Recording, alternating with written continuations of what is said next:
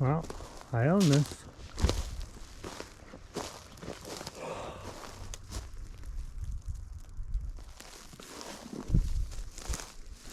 Lots of work to be done here. Get started.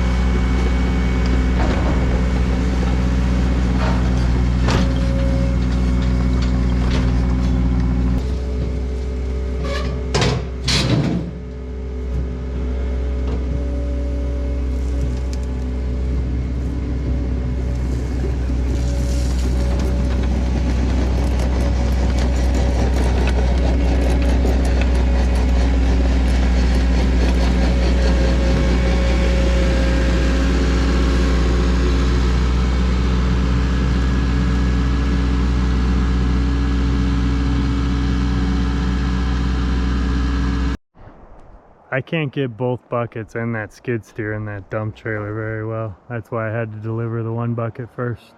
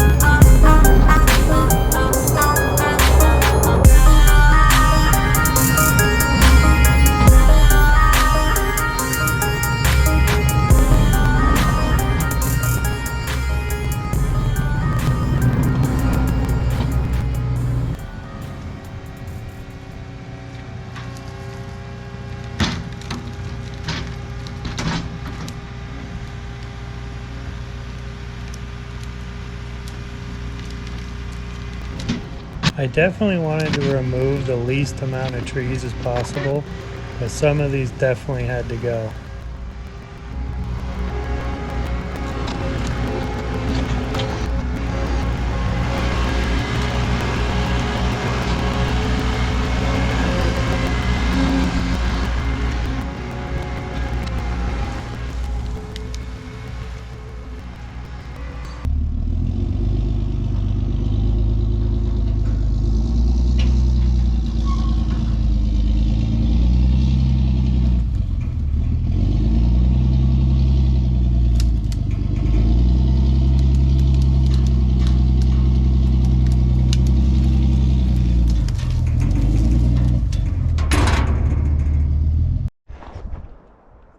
it is.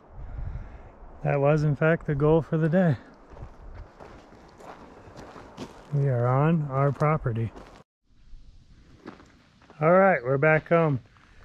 Getting some more weapons for the property purchase. We get that excavator and that roller and the postal digger attachment over there. So let's get that loaded up.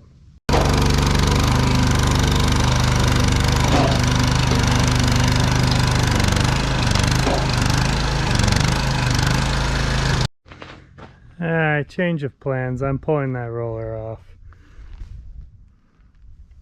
This trailer's not exactly the best for this at all.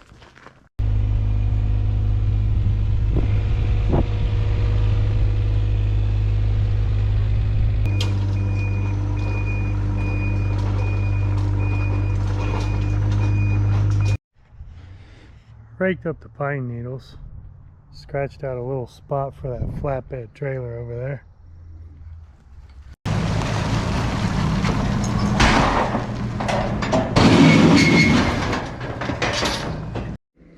I knew that was going to go poorly. I'll explain why I cut that the way I did here in a bit. I think that tree's got to come down, making it difficult to back in there. Alright, I used the skid steer to get that trailer over there. The reason I cut that driveway the way I did is because this is like an HOA out here, and you need a permit from the HOA and the county for a driveway. So I'm trying to like say that's just a ramp to get up here and get the fire hazards all done.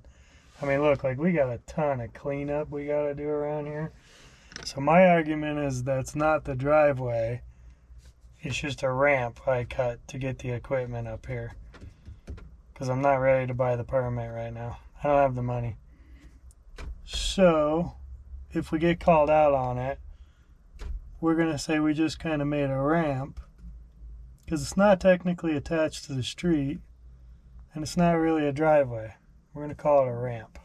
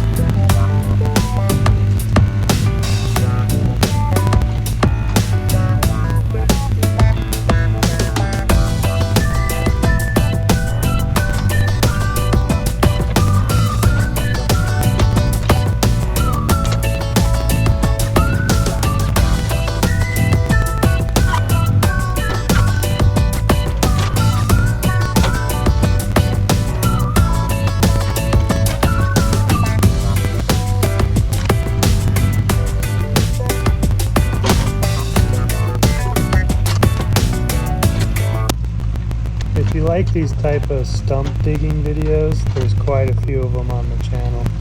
Just go back to some of the previous videos.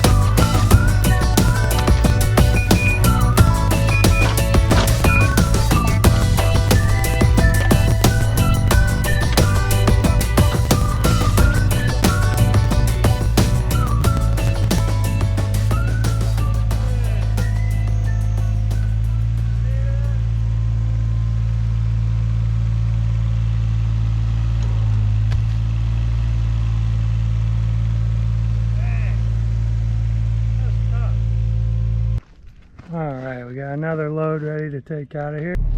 This property's really hard to clean up. Look, this is 1 week of pine needles. That's 1 week that fell on the windshield. Check out the road up to the dump.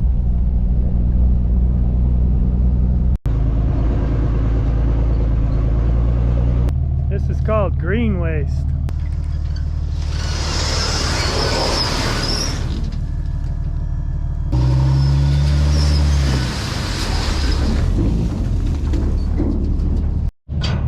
That cost me $20 to dump that. And that's trailer full, I think 8 that we've taken off that property. Apparently in a couple weeks they just light this whole pile on fire. That's how they get rid of it.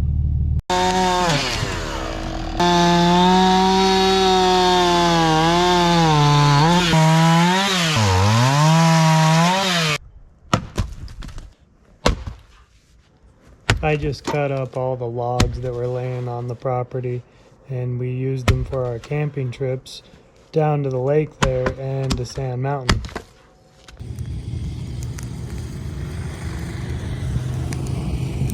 Alright, we're all loaded up for winter. This is getting ready to get buried with like 3 or 4 feet of snow, probably like I did last year.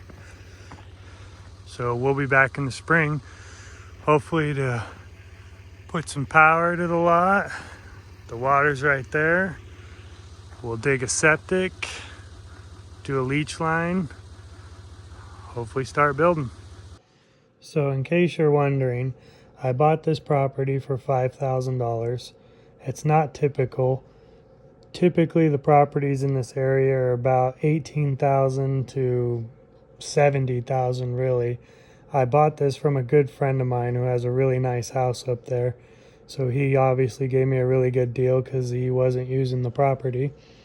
In this series, I'm going to focus obviously on the work we're going to do, but also like on the permits, because I'm going to have to get 2 permits for every task, for the water, the power, the sewer, everything. So I'm going to try to cover that as well as the work. I'd like to go more in depth on things that I'm not super familiar with, like pulling the permits, meeting with the inspectors, reading plans. I mean, I've been on almost every sort of workforce you can think of, but I've never really been the guy, the foreman, the one who like directs how things are done.